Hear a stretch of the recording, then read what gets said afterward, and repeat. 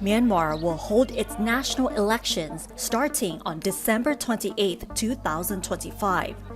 They will be the first since the military junta seized power in 2021. The election process is, however, widely criticized by international human rights groups, as it is designed to solidify the junta's role, meaning it won't be free or fair as promised.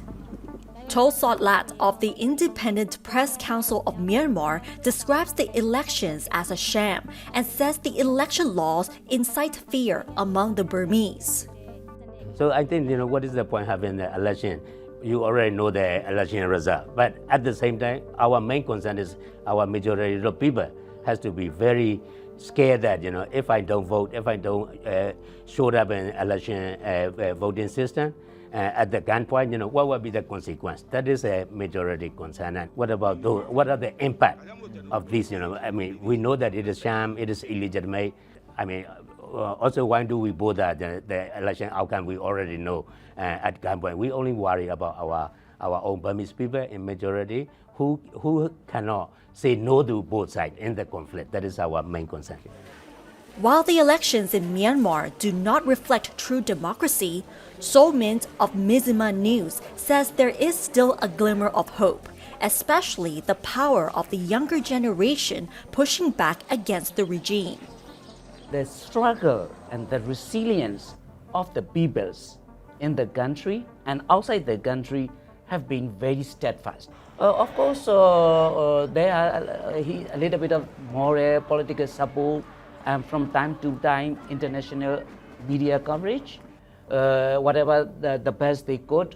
But the movement, the spirit, particularly by the young people who are now leading who are a part of the forefront of these movements against the Myanmar military dictatorship, I think we should recognize, and they are probably the future of what we are talking about. Regardless of the election results, Myanmar sees no hope in ensuring peace or pre-junta normality.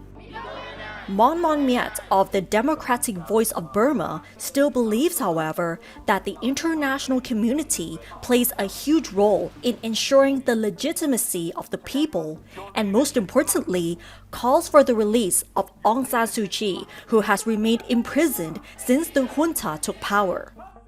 The first thing they have to do is to make sure that the legitimacy, they bring out legitimacy of the people. Legitimacy of people, that they have an election result in 2020, and then there's still the elected government is being detained in the prison. So international community should, ensure that those people should be released first. They can initiate the political dialogue, because right now, so no one knows where these people, especially Aung San Suu Kyi, is being detained, including her son, doesn't know. So the junta has kind of responsibility to release information related to her. So that's very important because her role is there. Even though she is not on site, her influence it's enormous. At a regional level, engaging with Myanmar has been challenging for Thailand and many ASEAN neighbors. Associate Professor Dr. Suratani Siyai and Orawi Tangmi Sang hope to see Thailand having a long-term and pragmatic approach on Myanmar, engaging more with people rather than only ministers.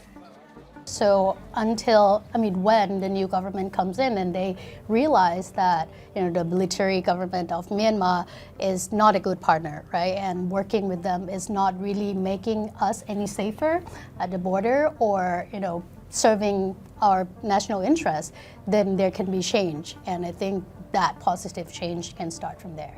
Of course, we want to see the new government, but we want to see really Thailand's being serious about tackling, the approach with Myanmar in all aspects, though, not just business, not just political affairs, not just scams operation or whatever, but there are many issues that needs a long-term planning toward Myanmar that I have not yet seen, or maybe other partners have seen, but I have not yet seen as a person, our seriousness in taking up, like, to be the leader, or to even stepping up our position in navigating or approaching Myanmar.